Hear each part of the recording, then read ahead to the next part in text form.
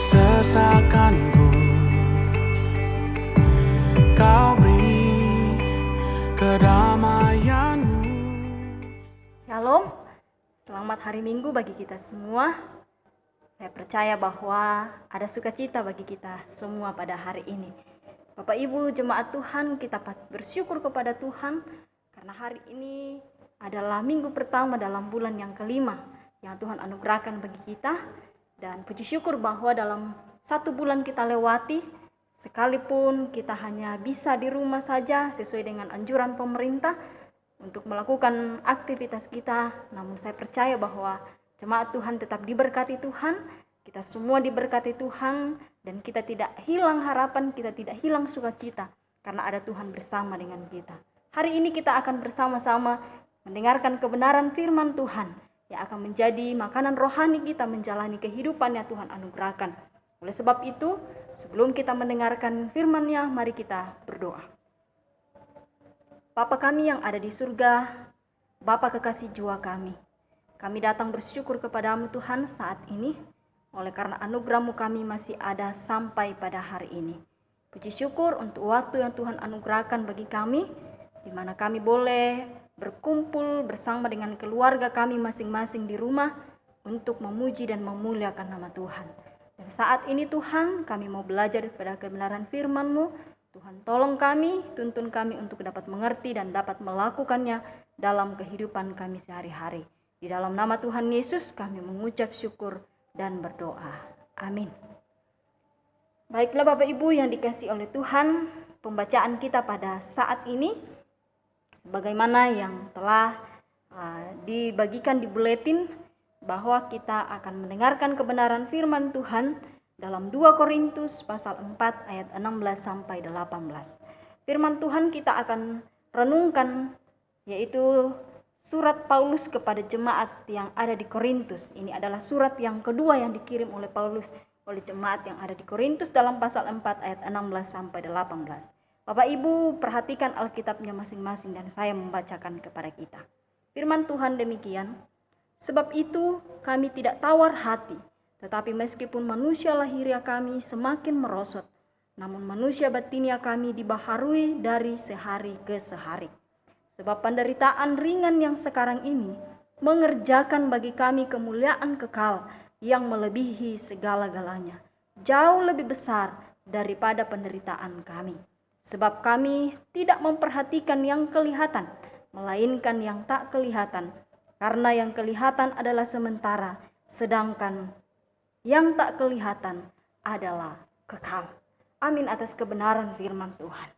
Bapak Ibu yang sama dikasihi oleh Tuhan, melalui kebenaran firman Tuhan yang telah kita baca pada saat ini, kita akan belajar di bawah satu tema yaitu rela menderita untuk Kristus. Rela menderita untuk Kristus. Jemaat kekasih Tuhan, rela berarti bersedia dengan hati yang ikhlas. Sedangkan kata menderita diartikan sebagai menanggung sesuatu yang tidak menyenangkan. Itu berarti bahwa rela menderita artinya bersedia dengan ikhlas hati atau dengan tulus menanggung sesuatu yang tidak menyenangkan, atau yang sering kita dengar biasanya bahwa bersiap atau bersedia menanggung sesuatu atau berada pada posisi yang tidak nyaman, ya, atau ada di zona yang tidak nyaman. Bapak Ibu yang sama dikasihi oleh Tuhan, baru saja kita memperingati pengorbanan Yesus yang rela menderita hingga mati di kayu salib.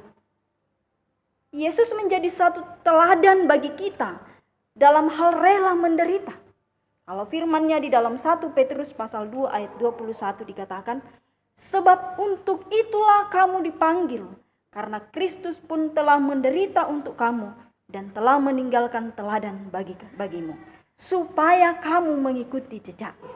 Jadi Bapak Ibu yang sama dikasihi oleh Tuhan, kita ini yang adalah orang yang telah ditebus, orang yang telah dipanggil, bukan saja untuk percaya kepada Tuhan, tetapi kita mau belajar untuk meneladani apa yang telah Yesus lakukan terlebih dahulu bagi kita. Kita dipanggil bukan hanya untuk percaya tetapi juga untuk rela menderita atau bersedia menghadapi atau menanggung sesuatu hal yang bagi kita itu tidak menyenangkan. Rasul Paulus dalam suratnya kepada jemaat di Filipi pasal 1 ayat 29 mengatakan, sebab kepada kamu dikaruniakan bukan saja untuk percaya kepada Kristus, tetapi juga untuk menderita untuk Dia. Kata Dia di sini menunjuk kepada Yesus. Jadi sebagai orang yang percaya kepada Yesus Kristus, saya dan Bapak Ibu sekalian, kita juga harus hidup rela menderita untuk Kristus. Paulus juga menasihati anak rohaninya yaitu Timotius untuk ikut menderita sebagai seorang prajurit yang baik dari Kristus. Bapak Ibu yang dikasihi oleh Tuhan, kita ini adalah prajurit-prajurit Kristus. Kita ini adalah hamba-hamba Allah.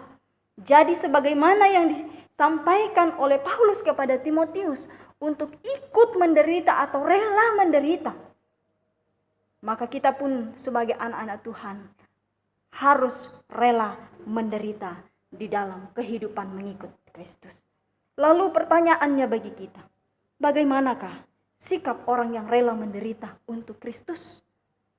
Berdasarkan pembacaan firman Tuhan yang telah kita baca pada pagi hari ini, kita akan melihat beberapa sikap orang yang rela menderita untuk Kristus atau beberapa sikap orang yang bersedia menanggung sesuatu yang tidak menyenangkan dalam mengikut Kristus. Hal yang pertama yang kita lihat dalam pembacaan kita dalam ayatnya yang ke-17. Firman Tuhan katakan, sebab itu kami tidak tawar hati. Ya, sampai di situ dulu. Hal yang pertama, sikap orang yang rela menderita untuk Kristus adalah tidak tawar hati. Bapak Ibu yang dikasihi oleh Tuhan, tawar hati menunjuk pada suatu kondisi hati yang dilanda kekecewaan yang sangat mendalam karena beratnya beban yang harus ditanggung oleh seseorang. Dan sikap tawar hati inilah yang mengakibatkan seseorang menjadi lemah di dalam iman, menjadi tidak mampu, merasa kehilangan semangat, dan merasa putus asa di dalam kehidupannya. Sehingga ketika kita tidak ada kesiapan, tidak bersedia untuk menghadapi atau menanggung penderitaan di dalam kehidupan ini, maka itu adalah ciri-ciri orang yang cepat tawar hati atau cepat kecewa ketika diperhadapkan dengan berbagai-bagai pergumulan. Bapak Ibu jemaat Tuhan, Amsal 24 ayat 10 mengatakan, jika engkau tawar hati pada masa kesesakan, kecillah kekuatanmu. Ketika kita tawar hati, ketika kita dengan cepat merasa kecewa ketika diperhadapkan pada suatu pergumulan atau ketika kita dalam masa kesesakan, maka kata firman Tuhan, kata Amsal, kecillah kekuatanmu. Artinya kita akan mengalami yang namanya kelemahan. Untuk tetap kuat itu kecil. Tetapi ketika kita bersedia dan rela di dalam penderitaan kita, maka kita pasti jauh daripada sikap yang tawar hati. Bapak Ibu jemaat Tuhan, Rasul Paulus di dalam pembacaan kita saat ini rela menderita dengan memiliki sikap yang tidak tawar hati, sekalipun harus mengalami kesukaran hidup. Dia katakan, secara manusia saya lemah, tetapi secara rohani dengan setia Allah menyertai dan menguatkan saya di dalam menjalani kehidupan, bahkan di dalam pelayanan-pelayanan bersama dengan rekan-rekannya yang dilaksanakan oleh Paulus. Ini diungkapkan Paulus di dalam pembacaan kita dalam ayat 16. Tetapi meskipun manusia lahiriah kami semakin merosot, namun manusia batinnya kami dibaharui dari sehari ke sehari. Bapak Ibu jemaat Tuhan, bahwa pada dasarnya manusia diciptakan terdiri dari 3 unsur, yaitu tubuh, jiwa, dan roh. Tubuh inilah yang merupakan unsur lahiriah kita, yang terdiri dari daging yang dapat dilihat, didengar, diraba, dan sebagainya. Jiwa adalah unsur batinnya manusia yang tidak dapat dilihat. Jiwa meliputi beberapa unsur, yaitu pikiran, emosi, atau perasaan, dan kehendak. Dengan pikiran, manusia dapat berpikir. Dengan perasaan, manusia dapat mengasihi. Dan dengan kehendaknya, manusia dapat memilih untuk melakukan sesuatu. Roh adalah nafas yang dihembuskan oleh Allah ke dalam manusia. Dan roh ini adalah sifat alami manusia yang memungkinkan manusia berkomunikasi dengan Allah yang juga adalah roh. Jadi yang memungkinkan kita, yang membuat kita bisa berkomunikasi dengan Allah, berhubungan dengan Allah itu, yaitu roh yang ada di dalam diri kita, yang Tuhan sendiri memberikannya kepada kita. Bapak Ibu yang dikasihi oleh Tuhan, Paulus memilih untuk tidak tawar hati atau tidak kecewa, namun ia rela menderita secara lahiriah. Secara tubuh dia rela menderita, sebab bagi Paulus melalui penderitaan itulah ia sedang membawa kematian Yesus di dalam tubuhnya. Bahwa Yesuslah yang terlebih dahulu menderita demi keselamatannya, seperti yang telah diungkapkan dalam ayat 8 sampai ayatnya yang ke-10 dalam pasal 4. Firman Tuhan demikian. Paulus berkata bahwa dalam segala hal kami ditindas. Itu berbicara kepada tubuhnya atau lahiriah Rasul Paulus, namun tidak terjepit. Kami habis akal namun tidak putus asa. Kami dianiaya namun tidak ditinggalkan sendirian. Kami dihempaskan namun tidak binasa. Ayat yang 10 mengatakan, kami senantiasa membawa kematian Yesus di dalam tubuh kami, supaya kehidupan Yesus juga menjadi nyata di dalam tubuh kami. Jadi dalam hal ini, bahwa Rasul Paulus dan rekan-rekannya di dalam pelayanan, mereka rela menderita secara lahiriah, karena mereka percaya bahwa Tuhan dalam hal batinnya mereka, Tuhan tidak pernah tinggal diam. Tuhan selalu menyertai mereka. Dikatakan dalam ayat 16, namun manusia batinnya kami dibaharui dari sehari ke sehari. Secara lahiriah Paulus akan mengalami yang namanya ketuaan dan kemerosotan karena tekanan hidup. Namun secara batinnya ia mengalami pembaharuan yang terus-menerus berlangsung dari Roh Kudus untuk menuju pada kesempurnaan di dalam Yesus Kristus. Jemaat yang dikasihi oleh Tuhan. Jadi di dalam kehidupan kita, ketika kita memahami panggilan kita sebagai orang percaya, bahwa kita bukan saja dipanggil untuk percaya kepada Yesus, tetapi kita dipanggil untuk rela menderita bagi Kristus. Sehingga ketika ada tantangan, ketika kita ada dalam situasi yang sulit, maka sikap tawar hati akan jauh daripada kehidupan kita. Marilah kita memiliki sikap tawar hati, yang tidak tawar hati dalam menghadapi situasi-situasi yang ada saat ini. Terlebih di tengah kondisi yang kita alami saat ini, bahwa karena keadaan yang terjadi itu bisa saja dapat menyurutkan semangat atau mematahkan semangat kita. Tetapi Bapak Ibu, saya mau katakan bahwa jangan tawar hati. Marilah miliki sikap yang tidak tawar hati menghadapi tantangan seperti yang dialami oleh Paulus. Karena kalau kita kecewa, maka semangat kita akan turun. Dan kita mendengarkan bahwa ketika semangat kita sudah turun, maka imun kita akan ikut turun. Jadi Bapak Ibu, marilah kita memiliki sikap yang tidak tawar hati. Lalu hal yang kedua, sikap orang percaya yang rela menderita untuk Kristus. Selain tidak tawar hati, yang kedua, memiliki harapan yang pasti dalam ayatnya yang ke-17. Paulus dengan tegas mengatakan bahwa penderitaan di dunia sifatnya sementara dan ukurannya ringan. Ya, jadi ada perbedaan.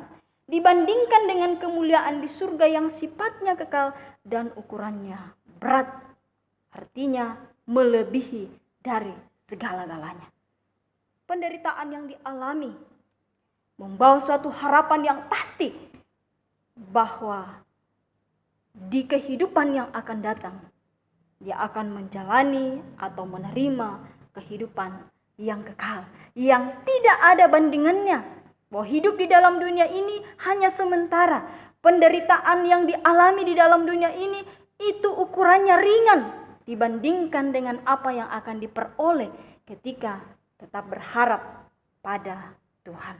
Bapak Ibu yang sama dikasihi oleh Tuhan. Dalam pasal 5 ayat 1 sampai ayatnya yang kelima dalam 2 Korintus ini, Paulus mengungkapkan bahwa hidup di dalam dunia ini tidak akan abadi. Ada saatnya kemah kediaman kita di bumi akan dibongkar. Namun Allah telah menyediakan suatu tempat kediaman di surga bagi kita. Suatu tempat kediaman yang kekal, bukan lagi sementara, yang tidak dibuat oleh tangan manusia. Dan Allah mengaruniakan Roh Kudus yang akan menuntun kita selalu hidup untuk terus dibaharui di dalam kehidupan ini, memiliki harapan yang pasti akan menerima kehidupan yang kekal. Bapak Ibu jemaat kekasih Tuhan, Paulus sadar bahwa selama tinggal dalam kemah tempat kediaman di bumi, hidupnya tidaklah sempurna. Namun ia berusaha untuk tidak mengeluh dan tetap tabah. Paulus memiliki harapan yang pasti di dalam Tuhan, bahwa di balik penderitaan, di balik ketidaksenangan hidup, di balik dalam keadaan zona yang tidak nyaman yang dialami, ketika dia masih berada di dalam dunia ini, itu adalah sesuatu hal yang sifatnya sementara saja. Penderitaan yang hanya sifatnya sementara saja. Paulus memiliki harapan bahwa di balik penderitaan itu, ia akan menerima penyertaan Tuhan. Kekuatan dari Tuhan akan dinyatakan bagi kehidupan Paulus. Bapak Ibu yang sama dikasihi oleh Tuhan, marilah kita memiliki harapan yang pasti bahwa sekalipun tubuh di bumi ini menderita, tetapi kita sebagai orang-orang beriman, kita percaya dan kita berharap akan tubuh kebangkitan, yaitu tubuh kemuliaan yang akan diterima pada hari kedatangan Kristus. Sikap orang percaya yang rela menderita. Yang ketiga yang harus kita miliki, harus kita perhatikan, yaitu memiliki iman yang teguh. Dalam ayatnya yang ke-18, memiliki iman yang teguh. Iman yang teguh memampukan Paulus dan rekan-rekannya dalam pelayanan menilai segala sesuatu dengan benar. Itulah sebabnya mereka mengatakan dalam ayatnya yang ke-18 bahwa kami tidak memperhatikan yang kelihatan, melainkan yang tak kelihatan. Jadi ada perbedaan yang mereka perhatikan. Bahwa kami tidak memperhatikan yang kelihatan, melainkan yang tak kelihatan. Oleh imanlah kita melihat Allah yang tidak kelihatan. Atau adakah di antara kita yang sudah pernah melihat Allah dengan kasat mata? Hanya dengan imanlah kita bisa melihat dan mempercayai bahwa Allah itu ada. Dalam Ibrani 11 ayat 27 demikian. Dengan imanlah kita percaya akan adanya surga dan neraka. Belum ada orang yang menyaksikan dengan kasat mata bagaimana itu surga dan neraka. Tetapi kita percaya bahwa surga dan neraka itu ada. Itu karena iman. Dan iman merupakan bukti dari segala sesuatu yang tidak kelihatan. Dalam Ibrani 11 ayat 1. Jemaat yang dikasihi oleh Tuhan, dalam ayatnya yang ke-18 ini, ada hal-hal yang tidak kelihatan dan ada pula hal yang kelihatan. Terdapat perbedaan besar di antara keduanya. Hal yang pertama yaitu hal yang tidak kelihatan bersifat kekal, sedangkan hal yang kelihatan bersifat sementara. Ada perbedaan yang sangat besar di antara keduanya. Sekali lagi bahwa hal yang tidak kelihatan bersifat kekal, sedangkan hal yang kelihatan bersifat sementara. Iman yang teguh memampukan setiap orang percaya untuk bertahan dalam masa sulit, untuk bertahan di dalam menghadapi pergumulan hidup, tetap tabah menjalani penderitaan, karena ia percaya dengan iman yang teguh bahwa sekalipun menderita di dunia ini, ia sifatnya sementara, tetapi akan memperoleh segala hal yang baik di masa yang akan datang, yang meskipun belum kelihatan, tidak kelihatan, namun sebenarnya nyata, pasti, dan sifatnya kekal. Itulah yang membuat Paulus mampu berkata dalam pasal 5 ayat 7. Sebab hidup kami ini adalah hidup karena percaya, bukan karena melihat. Demikian juga mari kita katakan kepada diri kita, bahwa hidup kita ini adalah hidup karena percaya. Karena kita belum melihat surga, kita belum melihat Allah, kita belum melihat Yesus. Tetapi kita percaya dengan iman kita. Dan iman yang kita miliki itu, kita harus pegang teguh di dalam menjalani kehidupan yang Tuhan anugerahkan bagi kita. Jemaat yang terkasih di dalam Yesus Kristus. Dengan memperhatikan keadaan yang melanda negara kita saat ini. Bahwa sudah kurang lebih 2 bulan COVID-19 ini ada di Indonesia. Dan begitu banyak memakan korban jiwa. Ada banyak yang mengalami, yang terinfeksi dengan virus ini. Dan itu memberi dampak yang sangat signifikan juga terhadap perekonomian negara kita. Juga membawa kita pada suatu keadaan atau kondisi yang serba terbatas. Kita terbatas dalam bertemu dengan keluarga kita karena kita dianjurkan untuk hanya tinggal di rumah saja. Kita terbatas untuk berkumpul dengan teman-teman kita. Kita terbatas untuk melakukan pekerjaan kita. Kita terbatas untuk pergi bepergian. Bahkan kita terbatas dalam berkumpul beribadah kepada Tuhan. Namun Bapak Ibu yang sama dikasihi oleh Tuhan,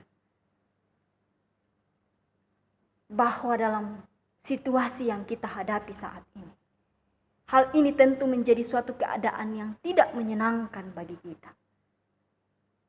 Yang membuat kita menderita. Yang bisa saja membuat kita menjadi takut, menjadi kecewa, dan tidak bersemangat dan putus asa. Karena tidak memiliki sikap yang rela atau bersedia mengalami kondisi seperti ini. Tetapi marilah kita belajar dari kehidupan Paulus bahwa memang secara lahiriah kita pasti menderita. Tetapi kita percaya bahwa secara batinnya dan secara rohani dengan setia Allah menyertai dan menguatkan kita menjalaninya. Sebab penderitaan di dunia hanyalah sementara. Sebab itu jangan tawar hati. Milikilah harapan yang pasti. Dan milikilah iman yang teguh di dalam Yesus Kristus. Tuhan memberkati kita melalui firman-Nya hari ini. Amin. Mari kita berdoa. Terima kasih Tuhan, waktu dan kesempatan Tuhan anugerahkan bagi kami belajar pada kebenaran firman. Tuntun kami, tolong kami untuk dapat memahami dengan benar dan mampukanlah kami melakukan firman-Mu ini dalam kehidupan sehari-hari. Di dalam nama Tuhan Yesus kami berdoa. Amin.